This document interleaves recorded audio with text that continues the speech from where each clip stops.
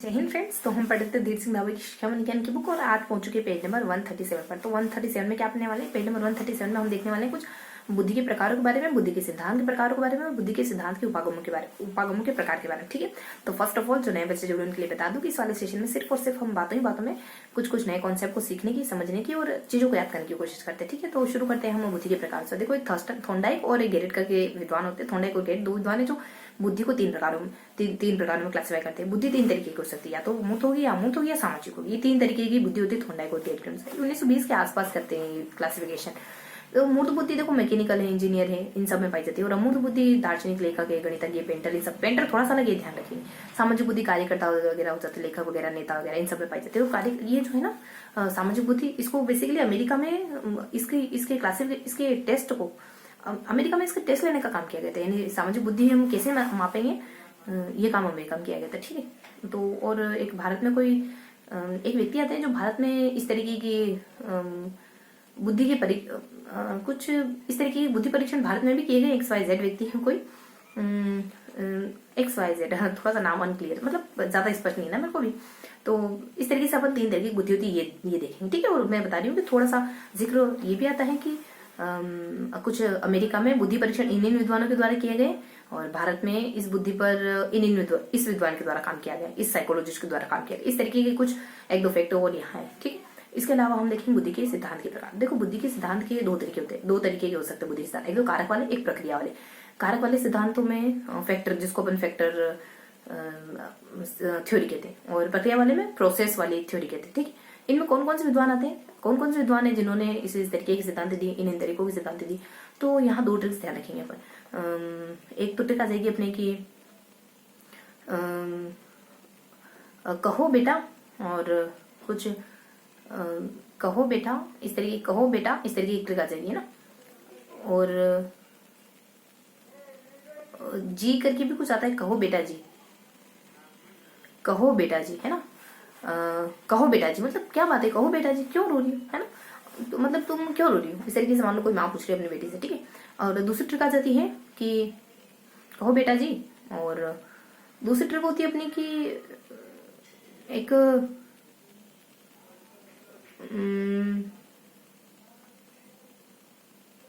एक हो जाती है अपने, एक देखो, एक तो कहो बेटा जी करके होती है, और एक और ट्रिक होती है अपने कि एक और बढ़िया सी ट्रिक होती है। ठीक है, तो उसमें बेसिकली उस ट्रिक से क्या क्लियर होता है, उस ट्रिक से क्लियर होता है कि कौन से ऐसे विद्वान है जिन्होंने कारक और एक प्रक्रिया सिद्धांत दिए। ठीक है, तो चलो कारक सिद्धांत का नाम देख लेते हैं। कहो बेटा जी ना, तो कैसे अपने कुछ केटल वगैरह, और हाँ से नाम आ जाता अपने इसमें। हाँ से देखो, हाँ से थोड़ा स्किप रखेंगे, और बेटा जी, बी से अपने कुछ वही अपने बीने वगैरह, बट वगैरह, और टी से अपने थर्स्टन है, ये सब। और बेटा जी से अपने गिलफोर्ड वगैरह, ये सब नाम आते हैं। वही जो जाने पहचाने नाम है ना, वही है, बस थोड़ा सा ट्रिक से अरेंज हो जाएंगे। और इस तरीके की ट्रिक आती है, और एक थोड़ी सी ट्रिक मिस हो रही है ना फैक्टर अपने प्रक्रिया वाले सिद्धांतों के लिए। तो इस तरीके से हमने दो तरीके के सिद्धांत देखे, उनमें कौन कौन से विद्वान होते हैं उनकी ट्रिक देखी। अब कारक के और इन सिद्धांतों के उपागमों की प्रकार कितने होते हैं, बुद्धि के सिद्धांतों के उपागमों के प्रकार दो प्रकार होते हैं इसके भी। एक तो प्रक्रिया वाला, और एक सूचना प्रक्रमण सिद्धांत वाला। एक मनोगतिकी वाला, सूचना प्रक्रमण सिद्धांत वाला। इसमें कौन कौन सी ट्रिक आती है जिससे अपन विद्वानों का नाम याद रख सकते हैं कि इन विद्वानों के द्वारा ये सिद्धांत दिए। इसमें दो ट्रिक है, एक तो STC कर लो, और पास के किसी कॉलेज से STC कर लो। तो STC और पास, ये दो ट्रिक होती है। तो STC मतलब STC देखो, DLED को STC भी कहते हैं। तो STC ध्यान रखोगे, बस सी की जगह थोड़ा सा जी ध्यान रखोगे। ठीक है, तो ऐसे अपने वही ये सारे विद्वान, एक्सपेरिमेंट वगैरह। और BSTC है ना, बी से बीने है, बर्ट है, और ऐसे अपने स्पीयरमैन है, और BS और टी से थर्स्टन वगैरह, और जी कहा ना मैंने, तो गिलफोर्ड वगैरह, ये सारा नाम। और पास की किसी कॉलेज से कर लो तो एक पास मॉडल आ जाता है, और पास से अपने कुछ स्पीयरमैन आ जाएगा। ठीक है, तो इस तरीके से हमने उन विद्वानों के नाम देखे जिन्होंने एक तो मनोगति की, और दूसरा वाला उपागम कौन सा है, एक मनोगति की उपागम है, दूसरा सूचना प्रक्रमण उपागम है। तो दो तरीके के हमने उपागम देखे, इन उपागमों में ये नाम आता है। ट्रिक से देख लिया कि पास की किसी कॉलेज से STC कर लो। और देखो, वहां मैंने एक ही ट्रिक बताई ना आपको कि एक ट्रिक अपनी ये है कि क्यों रो रही हो बेटा, बताओ तो सही, है ना। और एक और ट्रिक है अपनी कि ऐसे कुछ यूं है कि एग्जाम पास कर लिया, ऐसा है कि इस वजह से रो रही, खुशी के आंसू है कि कोई XYZ एग्जाम पास कर लिया। इस तरीके से हमने ट्रिक अरेंज करी थी ना जब हमने पीडीएफ में पढ़ा था इसको, पीडीएफ के थ्रू पढ़ा था इसको। तो चलो XYZ इस तरीके की कोई ट्रिक सिंपल सी, ठीक है। और अब थोड़ा सा सिद्धांतों को देख लेते हैं। अब है ना इसमें प्रमुख प्रमुख सिद्धांतों का जिक्र भी किया गया। ये 3 बातें थी प्रमुख प्रमुख जो अपन डिस्कस कर ली अच्छे से। अब 2 सिद्धांत का जिक्र और किया गया जो थोड़ा सा कवर कर लेते हैं। 2 सिद्धांत, एक जेनसन का सिद्धांत है और एक और सिद्धांत अपने एक जेनसन का और एक कैरन होनी का सिद्धांत आ जाता है। वो जेनसन के सिद्धांत बेसिकली 2 तरीके बताए, बुद्धि के 2 स्तर बताए, पहला स्तर दूसरा स्तर, बस इनफ है। और एक और आ जाता है अपने कैरन होने का जो बुद्धि के 3 चरण या 3 स्तर बताए इन्होंने। एक तो आ जाता है पहला, एक आ जाता है विशिष्ट, एक आ जाता है सामान्य है, विशिष्ट है और एक संकीर्ण है। अब देखो प्रथम और द्वितीय स्तर बताए ना फर्स्ट वाले, तो उन्होंने क्या कहा, प्रथम स्तर में जो भी साहचर्य अधिक होता है ना, वो जैसे आप होमवर्क करोगे तो आपको इनाम मिलेगा, होमवर्क करोगे तो इनाम मिलेगा, इनाम और होमवर्क ये दोनों आपस में एकदम कनेक्ट हो गए, साहचर्य हो गए। इसको ये वाला टेक्निक होती है ना अधिगम की सीखने की, होमवर्क मतलब इनाम, होमवर्क ये सीख लिए बच्चे, ये पहली बात है। दूसरे में उच्च मानसिक योग्यता आ जाती है। अब देखो दूसरे सिद्धांत पे आ जाते हैं। दूसरे सिद्धांत कहता है कि सामान्य बुद्धि, विशिष्ट बुद्धि और संकीर्ण बुद्धि। तो सामान्य बुद्धि में ज्यादा कुछ डिफाइन तो नहीं किया गया है। अब ये हमारे दोनों सिद्धांत होता है। बस यूं कहा है कि जो सेकंड वाला सिद्धांत है ना, 3-4 विद्वानों के और 3-4 साइकोलॉजिस्ट के सिद्धांतों को मिला करके बनाए गए। जैसे कि अपने इसको थोड़ा सा ध्यान रखोगे कि 7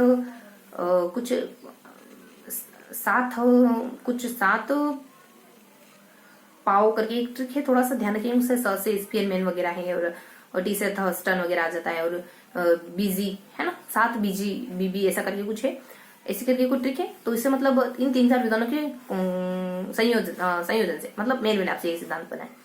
ये थोड़ी सी बातें की थी, ठीक है। उसके बाद ये दोनों जो मैंने दोनों प्रकार बताए, दोनों के प्रकार के बारे में थोड़ी सी इन्फॉर्मेशन थी कि प्राथमिक में कौन सी आती है, प्रथम तत्व में जी तत्व। बस फिनिश करते हैं। जो मैंने प्रथम बताया ना कि प्रथम स्तर, उस प्रथम स्तर में कुछ सामान्य योग्यताएं आ जाती है, जी तत्व आता है, जी तत्व यानी जनरल तत्व। और जो द्वितीय स्तर आता है ना, उसमें कुछ विशिष्ट मानसिक योग्यताएं शामिल होती है। जैसे कि हो जाता है कि एक है सामान्य बुद्धि, एक है विशिष्ट बुद्धि, एक है विस्तृत है और एक फिर अपन कहते थे संज्ञानात्मक क्षमताएं हैं, जैसे चिंतन है और समय है, गति है। ये सारी चीजें ना दूसरे स्तर में आती है, और दूसरे स्तर की बातें हैं सारी। अब आ जाता है कुछ थोड़ा सा भी सेकंड वाले विद्वान का देख लेते हैं। तो फर्स्ट वाले विद्वान के बारे में दोनों ही पार्टीशन के बारे में जान लिया, प्रथम और सेकंड के बारे में। थोड़ा सा सारणी गिवन था इस वजह से लास्ट में। संकीर्ण तत्व में क्या आता है, संकीर्ण तत्व में हमें एक हल्का सा बता रखा था कि ज्ञानात्मक चीजें आती है संकीर्ण में, मतलब खाली ज्ञान, मोबाइल नाम की कोई चीजें आपको ज्ञान है, बस ना चलाना आता है ना उपयोग आता है, कुछ भी नहीं। तो इस तरीके से ना और पहले सिद्धांत बता दिए और इन सिद्धांतों के जो भी इन्होंने तत्व बताए ना, उन तत्वों को थोड़ा सा इन्होंने सारणी में डिफाइन करा है। 2 तो उसके ऊपर वाले के तत्वों को डिफाइन करा और एक आधा इस नीचे वाले के तत्वों को डिफाइन कर दिया, नीचे वाले विधान के तत्वों को डिफाइन कर दिया। सारे तत्वों को अच्छे से डिफाइन नहीं करा इन्होंने, क्योंकि नीचे वाले ने तो 3 बताए थे, ऊपर वाले ने 2 बताए थे, उसके तो दोनों बता दिए, इसके एक ही बताया, ठीक है। तो इस तरीके से मोटा मोटी जानकारी ली और एक वर्णन करके इसके अलावा थोड़ा सा और एक्स्ट्रा जान लो। ये इन 2 सिद्धांतों के अलावा देखो प्रकार जाने, बुद्धि के प्रकार है, बुद्धि के सिद्धांतों के प्रकार, बुद्धि के सिद्धांतों के उपागम के प्रकार है।